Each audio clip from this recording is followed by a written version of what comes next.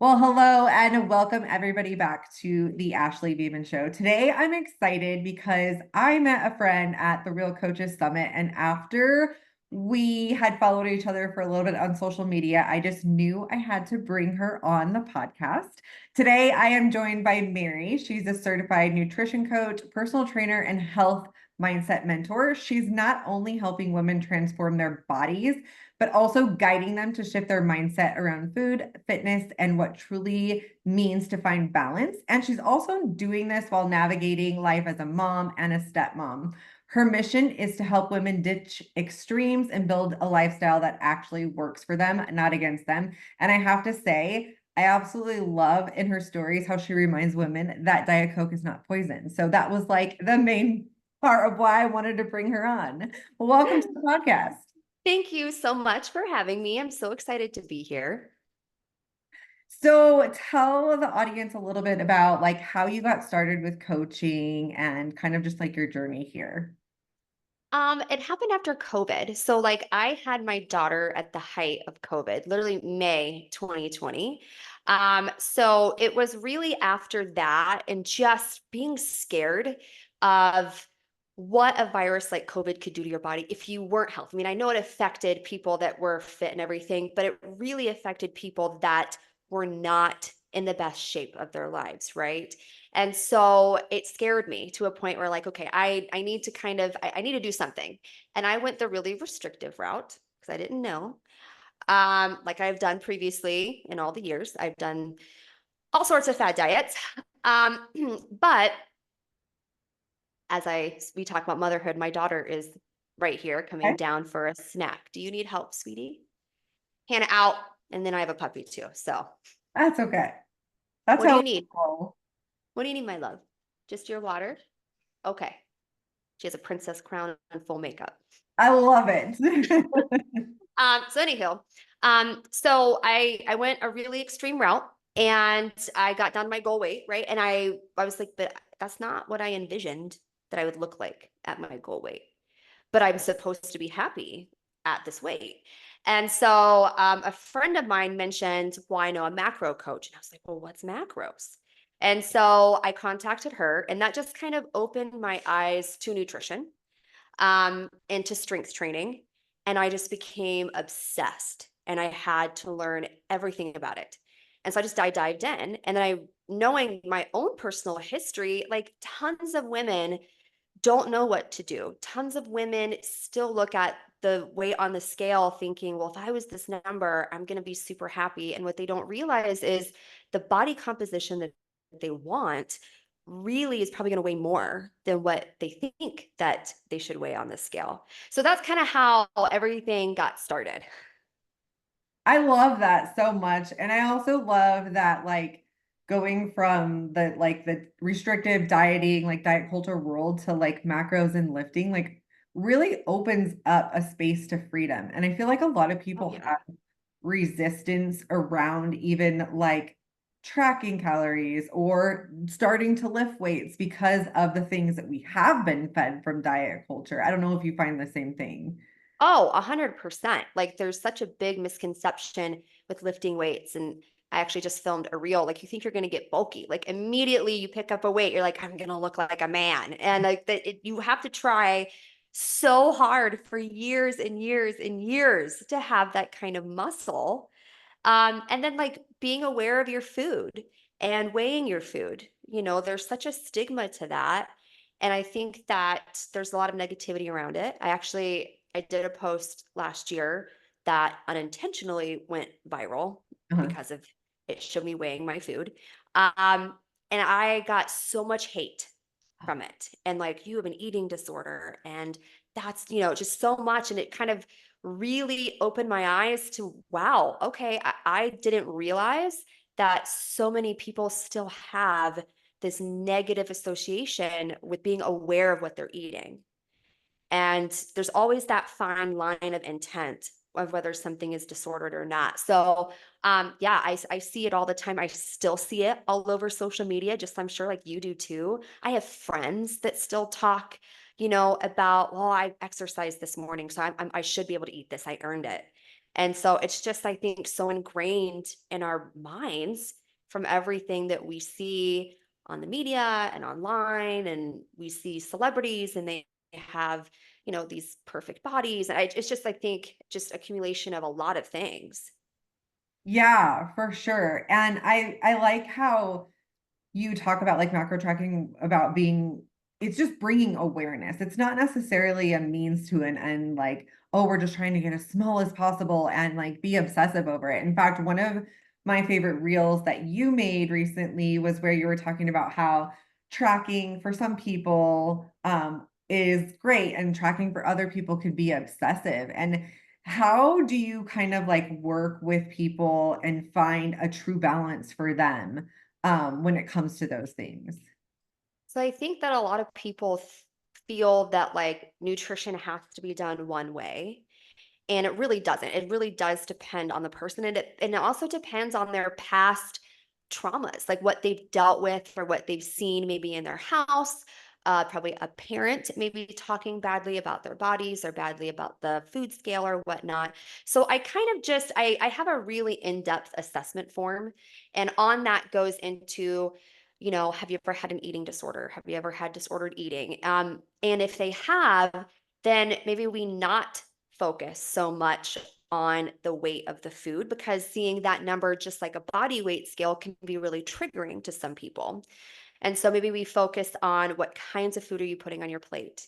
Maybe we learn about hand size portions, because even though they might not be as accurate, maybe for that person, it could be better for them. And we focus just maybe on the types of food. There are some women, a specific client that I'm thinking of, she's wonderful. But she has always labeled food really bad. Mhm. And so it's hard for her to actually eat bad food. And she goes overboard with eating super healthy and more orthorexia. So I actually, but then she'll maybe binge a little bit on sweets, and she doesn't, it's hard, So I was like, well, I'm gonna have you in your nutrition plan is you are gonna add in a sweet every day. And Mm, we're gonna learn about the sweet. And we are going to learn that this is your 20%. This is your fun food. And it's okay that you have, it's just like Diet Coke. It's okay that you have that, right? Because it's yes. not the specific food, it's the amount of which you eat it. Yes, I love that so much. And really, I truly believe that like healing your relationship with food is the way to sustainable weight loss. Yeah. We have all this fear around the things that we're eating. And when we really look at the bigger picture, when we can have true balance, not in a way of using like, oh, balance just for an excuse to over consume those foods, Yeah. it can really help us to get there. And then also, yeah, like a lot of people don't realize how fearing food can really get in the way of achieving your results or just living your life.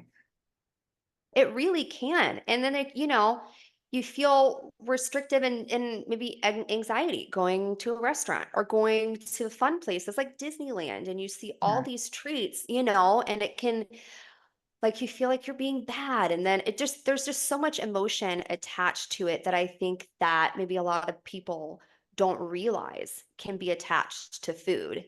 And the blame placed on the food itself for, oh, well, this made me gain weight. But actually, it's an overconsumption of calories. And, just I think general knowledge. Like, I personally think that nutrition should be a main course in high school. Like, I feel like that could save so many women, I mean, and even men too, but it could save a lot of future disorders if we just learned about it the correct way when they're teenagers. Oh my gosh, I agree with you so much. And in fact, I've said that so many times because even though like for I yo-yo dieted for a decade. I did all kinds of different diets and different things, but I never understood how foods worked or what a Hmm. protein and a carb and a fat was and how it affected Yeah. my body. And I was just having this conversation with a client that she did keto for years and she is deathly afraid of having any kind of carbs. And so I was challenging her to eat some carbs and she's like, okay, well, these are the carbs that I can eat that aren't bread. And I'm like, okay, well, I'm going to challenge you. Like, let's have a piece of bread, even two pieces of bread, Yeah. Um, Yeah. but once we have that awareness of how it works in our body, it's easier for us to like just make decisions, not like a tracking isn't something that we need to do forever, but having the awareness can get you to the point where you can have that food freedom for sure. Absolutely. And then, I personally will only track during the week and then I will have just mindful days on the weekends. Now, granted, I'm not in a deficit. So if I was in a deficit, that'd be different. But I'm in a slight surplus right now because my goal is I want to grow muscle. So I have a little bit more freedom. But the way I was able to learn how to mindfully was tracking Yes. and, just building that awareness. And so then you get to go on vacations and then maybe you take a week off of tracking and you don't feel scared to do it or anxious or overwhelmed, because I think that a lot of times you might not realize subconsciously what you're doing. You might have a fear around food and subconsciously you're just not going to eat as much and you don't connect that together. And so, yeah, I feel like, at least tracking for a small period of time just opens your eyes. And I have clients say this all the time. She was like, Mary, I didn't know that olive oil was 120 calories. And I was like, oh, yeah. She's like, I had olive oil to everything. And I was like, yeah, like it gets sneaky and you just don't know. Yes, for sure. And I love that you said how like subconsciously kind of these food rules kind of control us. Is there something that you do or something that you help your clients with to pull out those like subconscious thoughts? Because often like if they're subconscious, so we don't realize we're thinking them a lot or we have these rules. Is there a tool or anything that you use with them? Um, so if they tell me that, I felt uneasy about a dinner or anything like that, I am, and I tell them, I'm like, so we're gonna go into an uncomfortable zone right now, but I'm gonna need to ask you some tough questions. I was like, tell me about the dinner. What food was on the table? And then, let's say, oh, it was potatoes. And I was like, okay, what were you thinking when you see the potato? Well, I was thinking that was bad. And I was like, why do you think that's bad? And they were like, and then just kind of dive a little deeper and a little deeper with it. So Yeah. it's just really asking those good questions. And then I do kind of I was like, well, what if you were told all your life that that potato was good? Would you think differently about that potato now? Is it because you've always thought it was bad that now it's like really ingrained? What if it was good? Mhm. And so they're like, "Oh, I didn't even think about that." Um, so it's just little things like that. And some clients are different and they kind of take to different methods. Some it takes a while to be able to dive deeper because that's hard. That's uncomfortable, right? Like you don't want to be uncomfortable, so you kind of just push it away. Um, but I think that that's where the work is. Change happens when you get uncomfortable. Yeah, absolutely. And I think a lot of times, like clients will come to us and they kind of just think, like, okay, give me my nutrition plan and give me my fitness, and then that's it. But the real work, like, really starts when they kind of hit a wall or they don't see the results. And we get to dive into the mindset part of it and really like getting curious about why things are happening. I feel like that's where sustainable results start to happen. Oh, yeah, definitely. I agree. Yeah. So do you work with a lot of moms or do you have like a wide range of So mainly they're moms.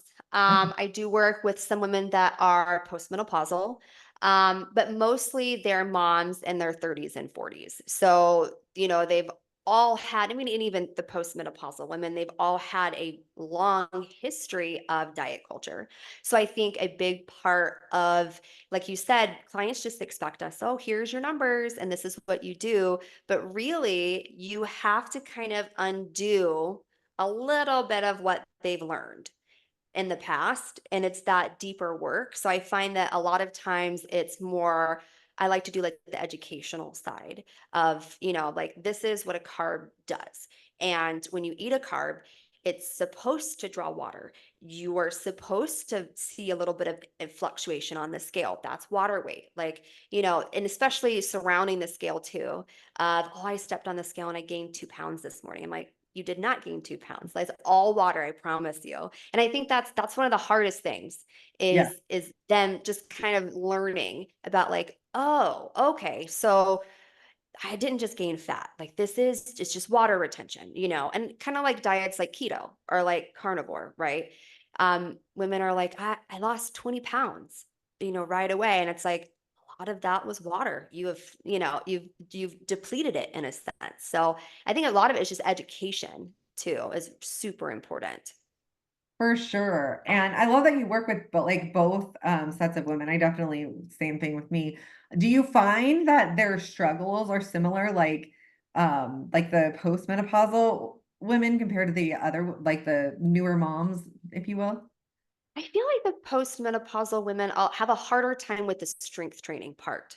Okay. Um, and it's really more educational again to try and get them to understand, no, we need muscle, and going through all the hormone changes that you have been through, and we lose muscle, and it's important because I think when they were younger, that was the exercise classes, and so they when they think of exercise, they think of that, they think of, I need to have my heart rate up here the entire class, and I need to sweat. And I feel like maybe that's kind of, it's similar Right. for both of those groups. Like you associate a good workout with sweating, um, and everything. But really, I think that the postmenopausal have more difficulty with strength training and kind of getting into that mindset of lifting weights.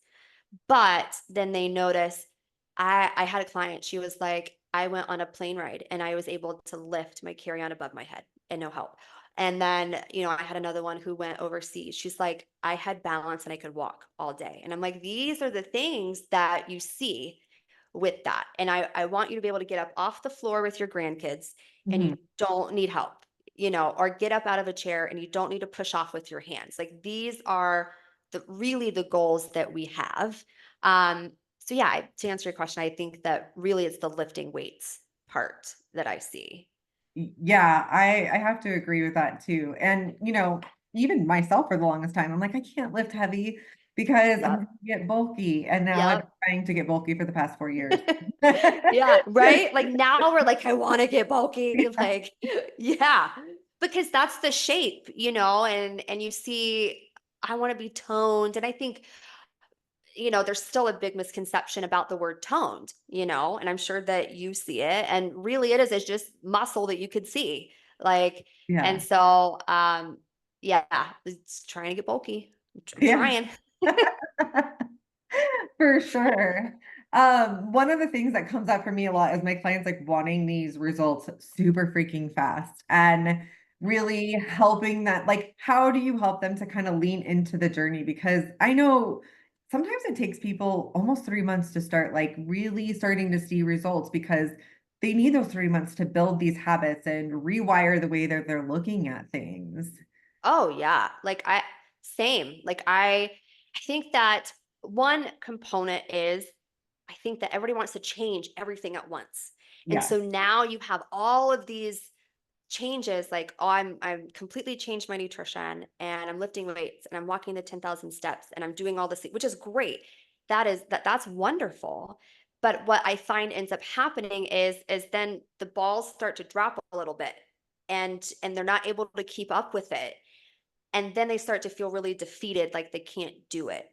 So I talk a lot about habit stacking, of we have a big goal, but we're going to break that big goal down, and we're going to talk about what can you do sustainably and how can we build on that, because I find that that is what really helps. And it does, some clients take months to really get in the groove of it, and that's okay. And I think that people, they do want the fast results. They're like, I saw online that I could lose 10 pounds in 2 weeks, and I'm gonna do that.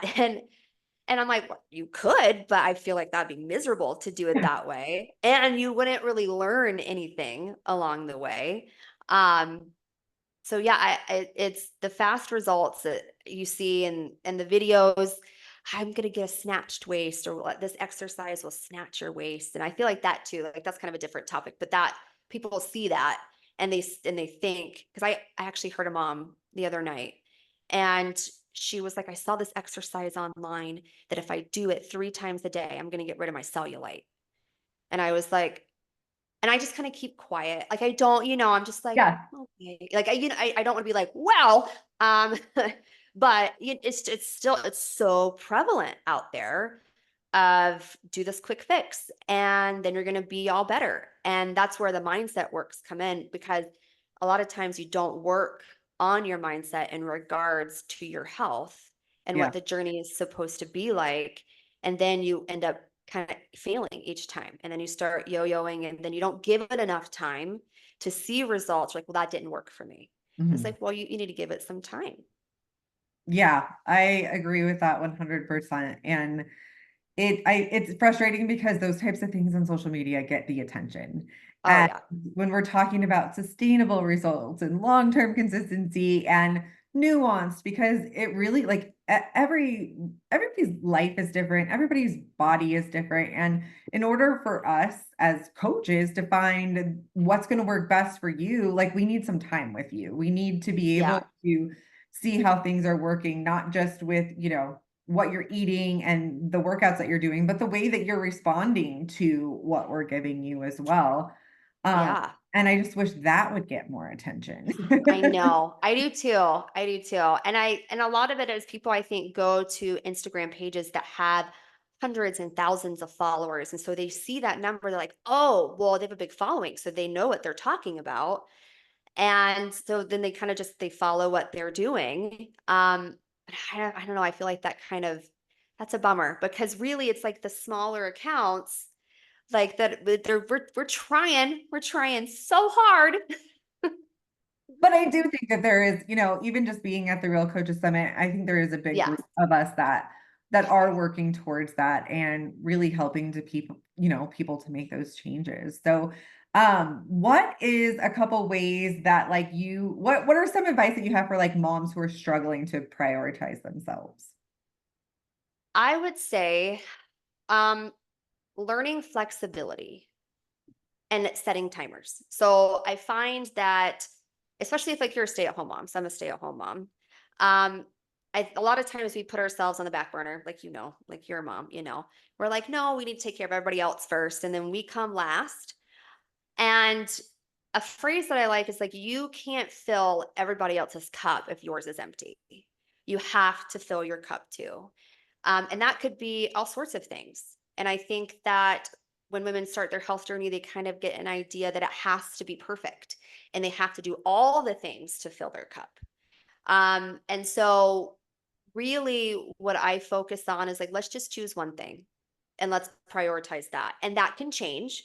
And you can have, time for yourself. Maybe it's 10 minutes and you read a book, or maybe it doesn't even need to be health and fitness, Yes. because your mental and emotional health is just as important. And so it could be something else that you do for yourself that helps you fill your cup enough to where then you can do the fitness thing and you can do the nutrition. And then I set timers when I'm at home with my kids. So, with all 3 kiddos here, as you again know, like it gets crazy, it gets out of hand. And so how I kind of am able to still get in my workouts and everything is I set a timer that I'm going to be like, okay, I have 1 hour. I'm going to play with my daughter. And that's a designated hour for her.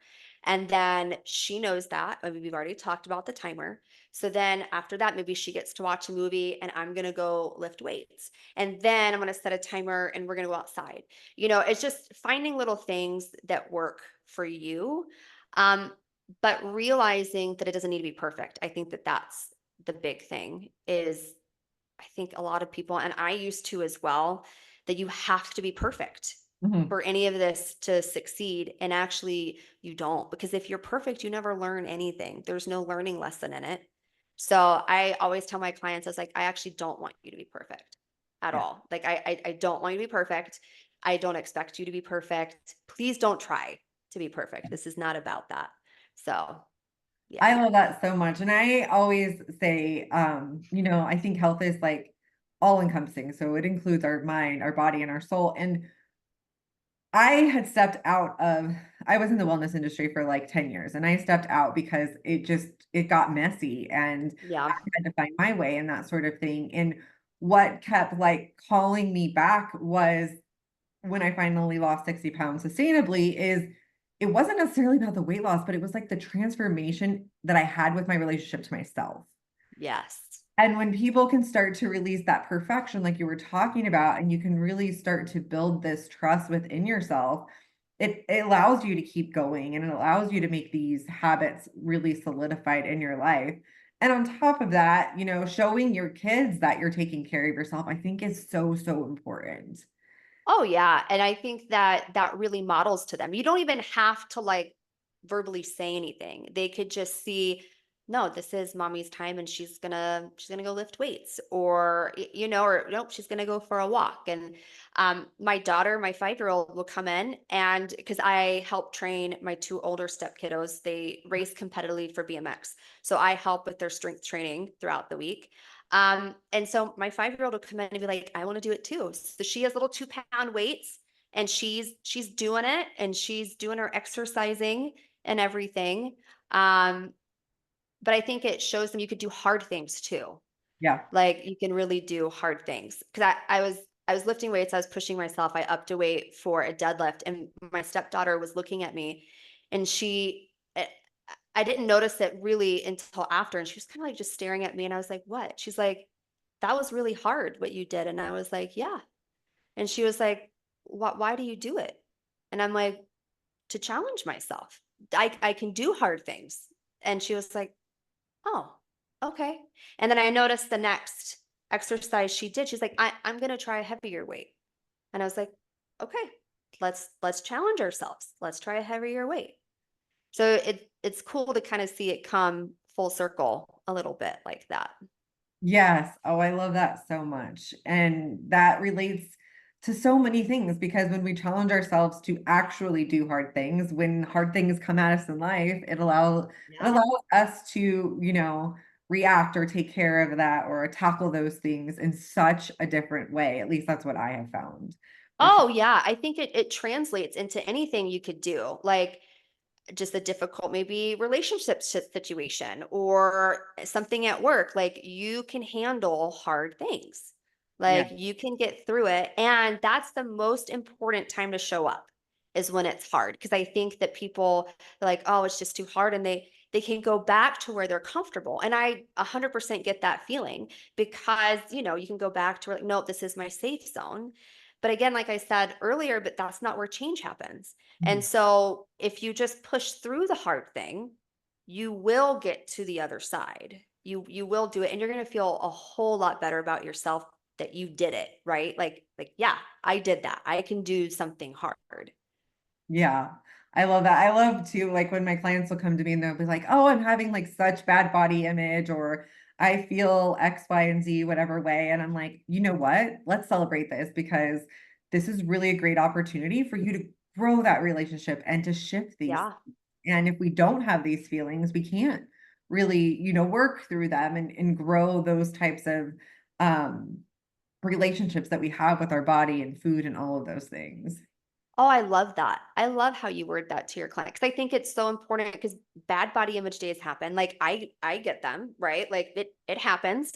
But working through it and learning to try to look at your body in a more neutral state. Like you don't have to love your body. I think that there are some people like, oh, no, you need to love your body no matter what. And I'm like, no, you don't have to. But on the days when you don't love your body, we can just be neutral about it and Yeah. be like, not the best body image day, but I'm able to do this, this, and this because of my body. And you can kind of look at it from that point of view instead of like picking yourself apart and everything, and just work through it. And as a coaches, like we give them the tools to work through that moment.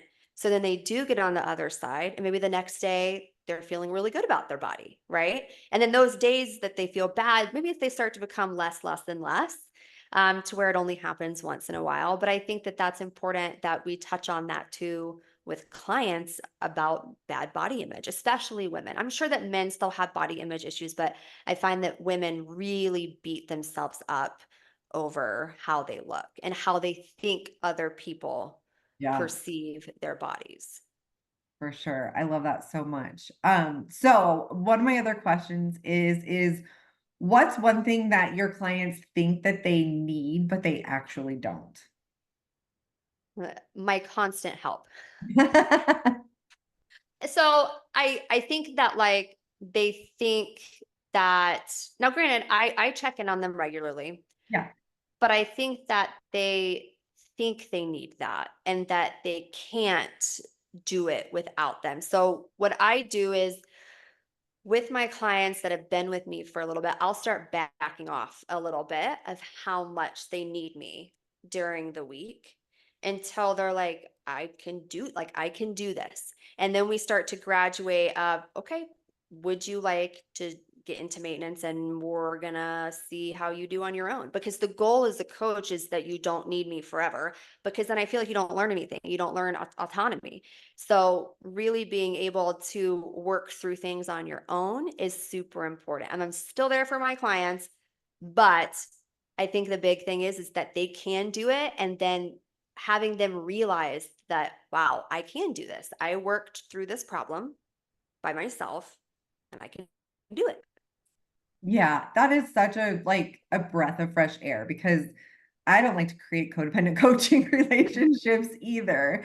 And I think that, letting them know that I think it lets them know that you truly do care rather than just trying to keep them in your ecosystem for forever, right? Like Yeah. I don't want that either. Yeah. We want to be Yeah. able to let them go and fly.